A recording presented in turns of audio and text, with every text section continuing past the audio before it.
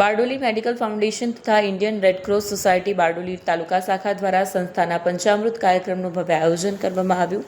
કાર્યક્રમમાં હીરાલાલ છોટાલાલ જોશી ફાઉન્ડેશન, મુંબઈના Niroshbhai Joshi, Nirali memorial hospital નવસારીના doctor Altaf Shaikh, Indian red cross society Gujarat શાખાના ડૉક્ટર અતુલ દેસાઈ, બારડોલીના મુદિત પેલેસના રાજુભાઈ શાહ તેમજ સનાતન ભારતના ડૉક્ટર સુનિલ સોનવણે, ડૉક્ટર ભાવિકાંત ચૌધરી સહિતના મહાનુભાવો ખાસ ઉપસ્થિત રહ્યા હતા।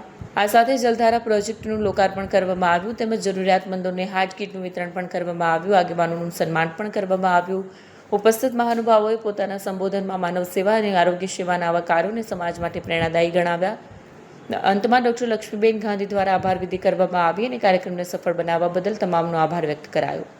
રિપોર્ટ કૈલાસ કુમાવત। આજ રોજ બારડોલી મેડિકલ ફાઉન્ડેશન તથા ઇન્ડિયન રેડક્રોસ સોસાયટી બારડોલી તાલુકા શાખા દ્વારા પંચામૃત કાર્યક્રમનું આયોજન થયું છે, જેમાં આ સંસ્થાઓ તરફથી Hiraben Chhotalal Joshi cancer care centre બારડોલીમાં શરૂ થઈ રહ્યું છે, જેમાં નિરાલી મેમોરિયલ હોસ્પિટલના ડૉક્ટરો દર મહિનાના બીજા તેમજ ચોથા બુધવારે સવારે 9:30 કલાકે બારડોલી મેડિકલ ફાઉન્ડેશનમાં સેવા આપશે।